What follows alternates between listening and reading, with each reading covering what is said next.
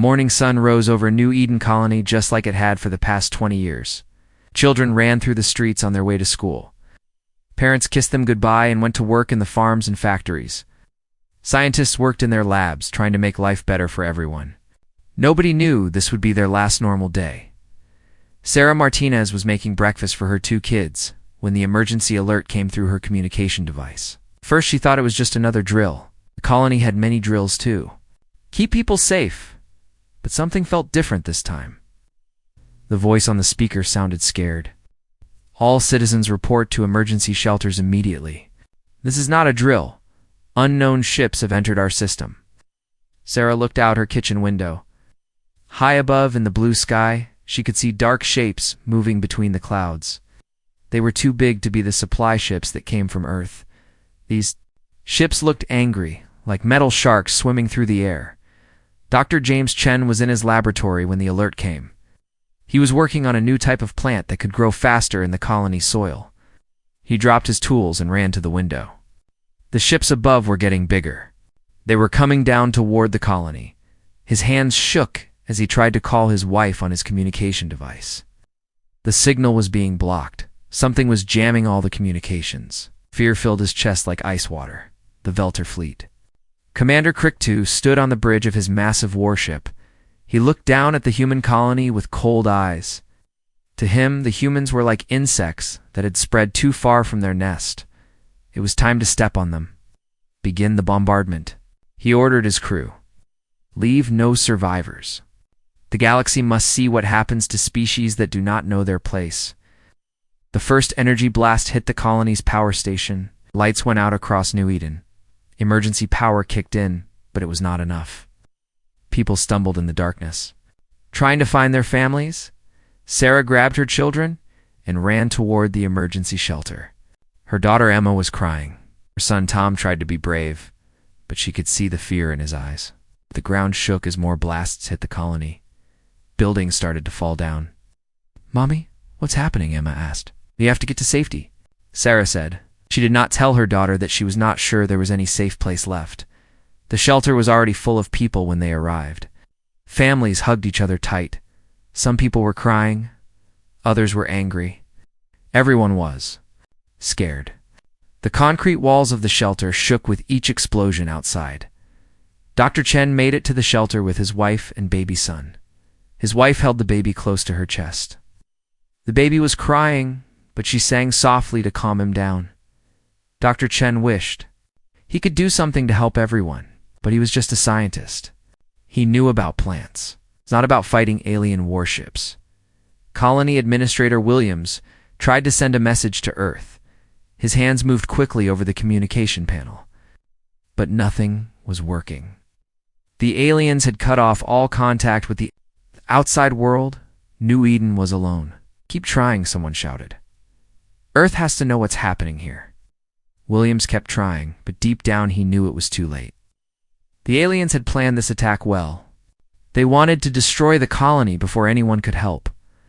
Outside the shelter, the bombardment continued. They destroyed the farms where food was grown. They destroyed the factories where tools were made. They destroyed the schools where children learned. They destroyed the hospitals where sick people were healed. The aliens did not just want to kill the humans. They wanted to erase every sign that humans had ever lived on this world.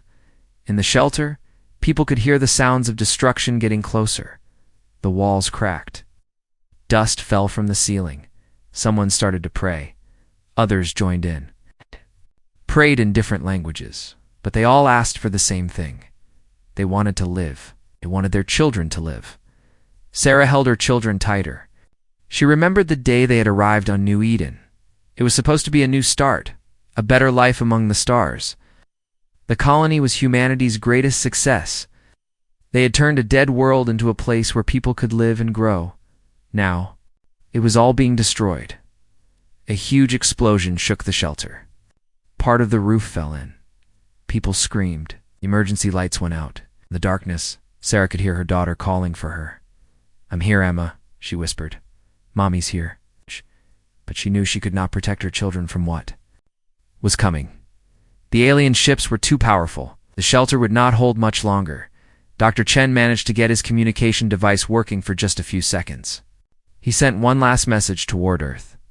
It was simple. They came without warning. 100,000 people. Remember us. The message shot out into space just as the shelter's walls finally broke apart. Above them, Commander Crack-2 watched the last human buildings fall. Smoke rose from the ruins of New Eden. His job was done. The humans were dead. The message was sent. No other species would dare to expand their territory without permission from the Veltar hegemony. Send word to the Galactic Council, he told. His crew, the human problem, has been solved. As his ships left the dead world behind, Crack-2 felt satisfied. He had no idea that his actions would wake something terrible in the humans who lived among the distant stars. He did not know that Earth's children never forgot their dead. The ruins of New Eden smoldered in the alien sun. 100,000 voices had been silenced forever. But their deaths would soon speak louder than their lives ever could. Admiral Sarah Chen sat in her command chair aboard the starship Defiance. The bridge was quiet except for the soft hum of computers. Officers worked at their stations, but everyone could feel the heavy sadness that filled the ship. 3 days had passed since they received Dr. Chen's final message from New Eden. The message had been short and simple, but it carried the weight of 100,000 lost lives. Sarah had played it over and over again. Each time she heard it, her heart grew colder and her resolve grew stronger. Admiral, her communications officer, called out. "We're receiving a priority message from Earth." "Put it on screen," Sarah said. President Elena Vasquez appeared on the main display. Her face looked tired and angry. Behind her, Sarah could see the flags of all Earth's nations and colonies. This was not just a message from one leader. This was humanity speaking with one voice. "Admiral Chen," the president began. "I'm sure. You've seen the reports from New Eden. The Galactic Council has refused our demands for justice. They say the attack was necessary to maintain order. They want us to stop expanding into space and submit to their authority." Sarah's hands gripped the arms of her chair. The aliens thought they could murder innocent people and then make demands. They were about to learn how wrong they were. President continued. "I'm sending you new orders. Return to Earth immediately. Bring every ship you can find. It's time to show the galaxy what happens when someone hurts Earth's children." The message ended. Sarah stood up and looked at her crew. These were good people who had served humanity well in peaceful times. Now they would have to learn to serve in war. "Set course for Earth," she ordered. "Maximum speed." On Earth, President Vasquez walked through the halls of the Global Defense Command. Generals and admirals from every nation had gathered for an emergency meeting. The room was full of Earth's best military minds, but today they were not thinking about defending Earth. They were thinking about attacking those who had attacked them. General Martinez stood at a large display showing the galaxy. Red dots marked known alien territories. Blue dots showed human colonies. One blue dot was now gray and marked with a black border. New Eden was gone. "The aliens think they've taught us a lesson," General Martinez said. "They think we'll be scared and run back to our home system. They don't understand humans at all." President Vasquez nodded. "They made one big mistake. They think we're like them. They think we'll forget our dead and move on. But humans don't work that way. We remember." In the asteroid belt, mining stations that had been digging for metals suddenly changed their purpose. The same machines that carved rocks into pieces now carved them into weapons. Factory ships that had been building homes for colonists now built warships instead.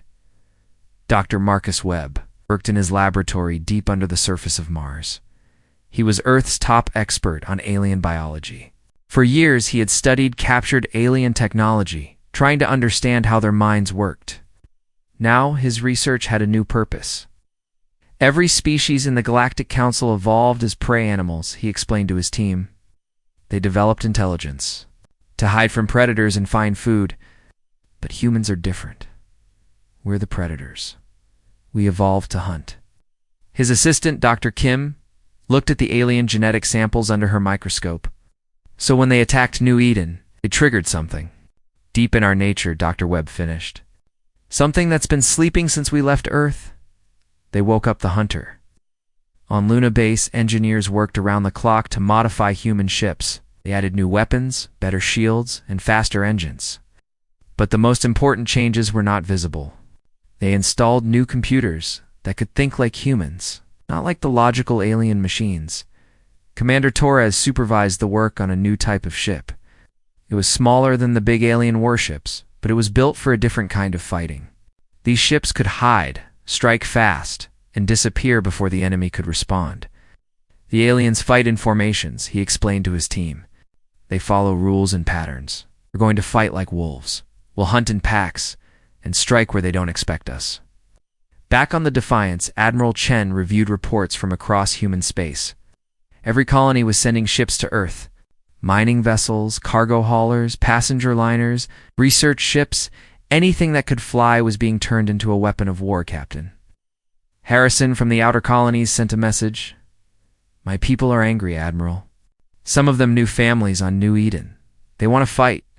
Tell them to be patient, Sarah replied. When we strike, it won't be in anger. It will be in cold fury. That's much more dangerous. In the capital cities of Earth, people gathered to watch the news. They saw pictures of the New Eden colony before the attack. Happy families, children playing, scientists making discoveries. Then they saw the ruins. Nothing left but smoke and broken buildings. There were no protests against war. There were no calls for peace talks. Humanity had made its decision. Maria Santos worked in a weapons factory in Brazil. She had a daughter the same age as some of the children who died on New Eden. As she built targeting systems for warships, she thought about those lost children. Each circuit she completed was a promise that their deaths would not be forgotten. In Japan, old men who had been soldiers in Earth's last wars came out of retirement. They were too old to fight in space, but they could teach young people how to think like warriors. The training centers filled with volunteers. War is not about being angry, an old sergeant told his students. War is about being calm and deadly. The aliens killed our people because they thought we were weak. We'll show them what human strength really looks like. President Vasquez stood on the observation deck of the orbital defense station. Below her, Earth turned slowly in space. Blue, oceans, white clouds, green and brown continents. It looked peaceful, but appearances could be deceiving. All around Earth, the largest fleet in human history was gathering. Ships from every world, every station, every corner of human space. They came painted in black with the names of New Edens. Dead written on their hulls? The aliens had started this war thinking they were crushing insects. They were about to discover they had awakened dragons. Captain Jake Morrison floated in the darkness of space, watching the Veltar supply convoy through his ship's sensors. His stealth vessel was invisible to their scanners, hidden like a shadow among the stars. Behind him, his team of 12 soldiers waited for his signal. Jake had been off-world when New Eden was attacked. He was supposed to return home that week to see his sister and her family. Now they were all dead, turned to ash by alien weapons. The guilt ate at him every day, but he had learned to turn that pain into something useful. Target locked, whispered Sergeant Kim through the CUM system. 5 cargo ships, 2 escorts, standard Veltar formation. Remember the mission, Jake said quietly. We're not here to destroy their ships. We're here to deliver a message. The human ships moved like ghosts through space. They had been designed using new technology that bent light around them. To the aliens, they were invisible until it was too late. Jake's ship attached itself to the largest cargo vessel. His team cut through the hole using tools that made no sound. They slipped inside like smoke. Moving through the corridors without being seen, the Veltar crew never knew they were there, in the ship's computer center. Jake's team planted their gift. It was not a bomb or a virus. It was something much worse. It was memory. When the cargo ship reached its destination 3 days later, every screen on the Veltar homeworld suddenly showed the same thing. Videos from New Eden's final moments. Children crying for their parents. Families trying to reach safety. The last words of people who would never speak again. And over it all, a simple message in the Veltar language. We remember their names. Do you? Commander Krektu, the alien who had ordered the attack on New Eden, was eating his morning meal when the broadcast began. He watched his own ships destroying the human colony. He heard the voices of the dead speaking across space, and time. For the first time in his life, Krektu felt something he had never experienced before. Fear. On the bridge of the Defiance. Admiral Chen watched reports coming in from across Veltar space. The broadcasts were appearing everywhere. Communication stations, military bases, civilian networks.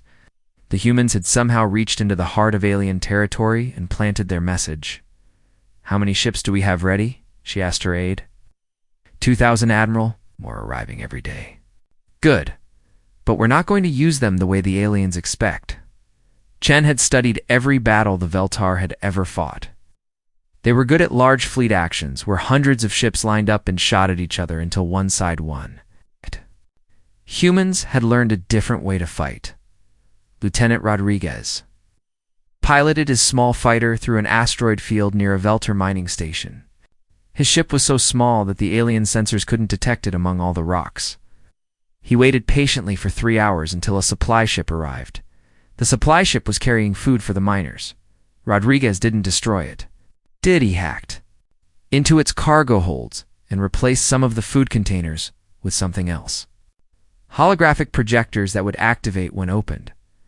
When the miners opened their food supplies the next day, they saw the faces of every child who had died on New Eden.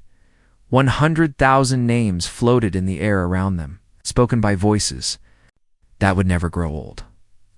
The miners were not soldiers. They were just workers trying to make a living. But now, they knew exactly what their military had done, and they couldn't stop thinking about it.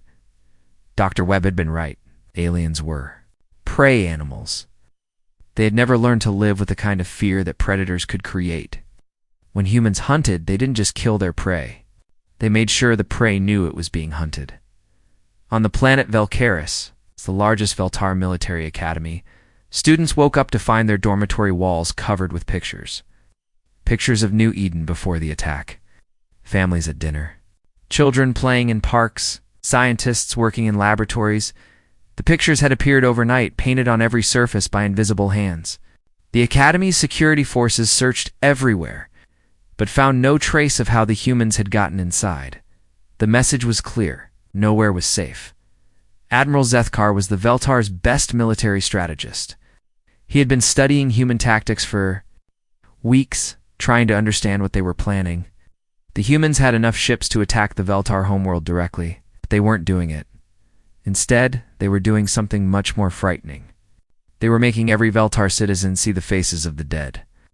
"They're not trying to defeat us," he told the Hegemony Council. "They're trying to break our minds." The council members shifted nervously in their seats. These were beings who had ruled the galaxy for centuries, but they had never faced an enemy like this. "How do we fight an enemy we can't see?" asked Councillor Thekra. "How do we negotiate with beings who won't even talk to us?" added another. Zethkar had no answers. In all his studies of warfare, he had never encountered anything like the human approach. They fought like the apex predators Dr. Webb had described, patient and relentless. Captain Morrison's team struck again, this time at a communication relay station. They didn't destroy it. They improved it. Now every message sent through Veltar space carried a hidden signal. The voices of New Eden's dead, whispering the names of the lost. The psychological impact was devastating. Veltar soldiers started having nightmares. Workers refused to go to isolated stations. Even the bravest aliens began to look over their shoulders, wondering if invisible humans were watching them. On Earth, President Vasquez met with her military advisors. The reports from alien space were better than they had hoped. The Veltar were beginning to crack under the pressure. "They want to negotiate," General Martinez reported. 3 different messages from the Galactic Council. "What did you tell them?" Vasquez asked. "Nothing, just like you ordered." The president nodded. Silence was another weapon. The aliens needed to understand that there could be no peace until justice was done. The dead of New Eden were still speaking, and their voices demanded an answer. In space, Jake Morrison prepared for his next mission. His target was the orbital station where Commander Crate 2 lived. The alien who had murdered 100,000 innocents was about to receive a personal visit from the ghosts of New Eden. The hunt was just beginning.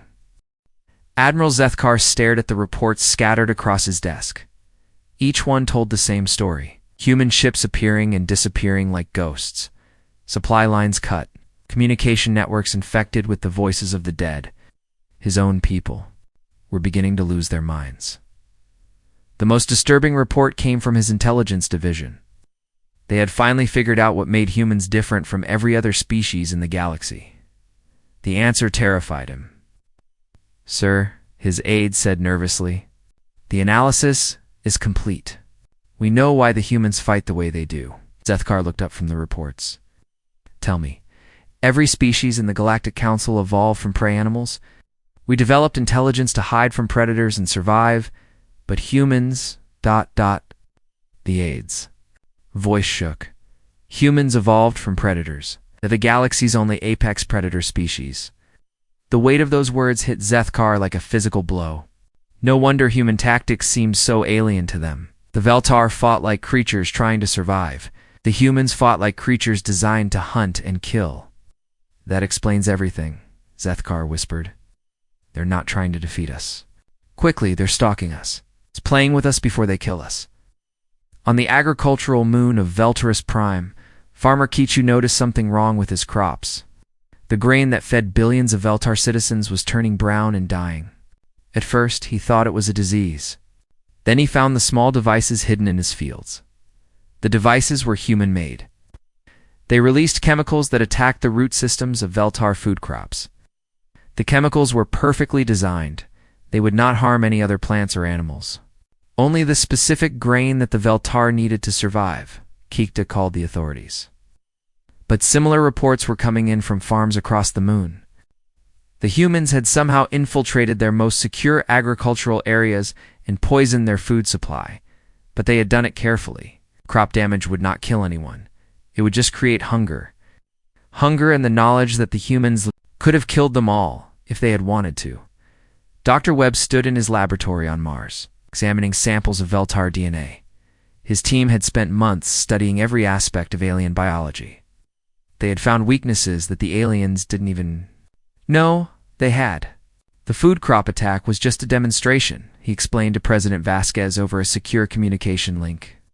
"We wanted them to know we understand their biology better than they do, could release pathogens that would wipe out their entire species, but we're choosing not to." "Good," the president replied. "Fear is more useful than death right now." "How are they responding?" "Panic. Their government is trying to hide the crop failures, but word is spreading. Their people are starting to ask questions about why they attacked New Eden." On the Veltar homeworld, protests began for the first time in centuries. Citizens who had never questioned their government's decisions suddenly wanted answers. Why had they attacked the human colony? Why were the humans so angry? Why couldn't their mighty military protect them from invisible enemies? Commander Crack 2 found himself under investigation by his own people. The Hegemony Council needed someone to blame for the disaster, and he was the obvious choice. He sat in a detention cell, listening to the voices of dead humans echoing through the prison's communication system. The humans had somehow hacked into every electronic device on the planet. Even his cell's door speaker whispered the names of New Eden's children. Captain Morrison and his team struck again. This time at the Veltar Military Command Center. They didn't attack the building or kill anyone inside.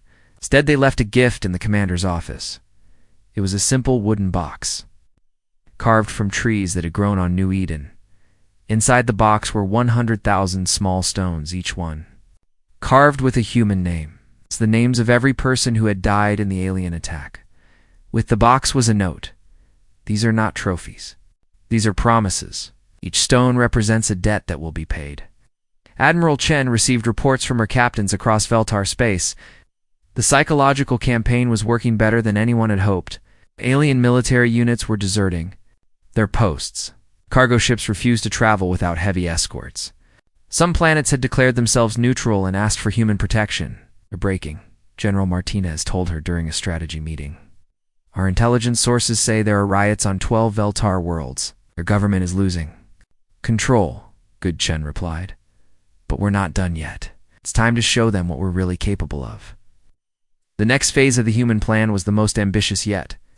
Using technology developed from studying Veltar biology, human scientists had created something unprecedented. They called it the empathy virus. It was not a biological weapon. It was a mental one. When it infected a Veltar brain through their communication implants, it forced them to experience human emotions. Specifically, it made them feel the fear and pain that the new Eden colonists had felt in their final moments. Dr. Webb watched as the virus spread through Veltar networks. Within hours, millions of aliens were experiencing human-level emotions. For the first time in their lives, they felt the terror of children watching their homes burn. They felt the desperation of parents trying to protect their families. They felt the helpless rage of people dying for no reason. The psychological impact was devastating. Veltar society was built on logical cooperation and emotional control, suddenly forced to experience raw human emotion. Many aliens simply couldn't cope. Zethkar felt the virus hit his own implants. For a terrifying moment, he experienced the last minutes of New Eden through human eyes. He felt a mother's love for her children. He felt a father's determination to protect his family. He felt the crushing despair of people who knew they were going to die. When the experience ended, Zethkar understood something fundamental about humans. They didn't fight for territory or resources or political power. They fought for love. They fought for family. They fought for the memory of those they had lost. That kind of motivation made them unstoppable. Emergency sessions were called across the Veltar government. Leaders who had ruled the galaxy for centuries found themselves helpless against an enemy they couldn't understand. The humans had weapons that could destroy their bodies, but they were using weapons that destroyed their minds instead. "If to surrender," Counselor Thekra said during an emergency meeting. "We can't fight this anymore." "Surrender to who?" another counselor asked. "The humans won't even talk to us. They just keep hunting us." Outside the council chambers, the voices of New Eden's dead continued to whisper through every speaker on the planet. 100,000 names spoken over and over again, reminding the aliens of exactly what they had done and why the humans would never stop coming for them. The hunt was nearly over. But the humans were not finished yet. They had one final lesson to teach the galaxy about the price of harming Earth's children. The massive human fleet arrived at the Veltar homeworld like a storm of metal and fury. 2,000 ships blocked out the stars, each one painted black with the names of New Eden's dead written in silver letters. But Admiral Chen had not come to destroy the planet. She had come for something more important than victory. She had come for justice. On the bridge of the Defiance, Chen watched the alien defense fleet scramble to meet them. The Veltar had barely 500 ships left. Most of their military had either deserted or refused to fight. The psychological campaign had broken their will to resist. "Admiral," her communications officer reported, "we're receiving surrender offers from the planetary government." "Ignore them," Chen said calmly. "We didn't come here to accept surrender. We came here to collect a debt." The battle, when it came, was swift and one-sided. Human ships moved like wolves among sheep, striking fast and hard. But they were careful not to hit civilian targets. Every shot was precise, every attack calculated. The humans fought with the cold efficiency of apex predators who had cornered their prey. Within 6 hours, the Veltar defense fleet was destroyed or captured. Not a single human ship was lost. Aliens had forgotten how to fight an enemy that wasn't afraid of them. Chen opened a communication channel to the entire planet. Her face appeared on every screen in every home and every government building. When she spoke, her voice carried the weight of 100,000 graves. "People of the Veltar hegemony," she began. "I am Admiral Sarah Chen of the United Earth Fleet. 3 months ago, your military murdered 100,000 innocent civilians on New Eden. Men, women, children, who had done nothing wrong except try to build a better life among the stars. On the planet below, millions of Veltar listened in fear. They had seen what humans could do when they were angry. Now they waited to learn their fate. Your leaders told you that humans were weak, Chen continued. They told you we would submit.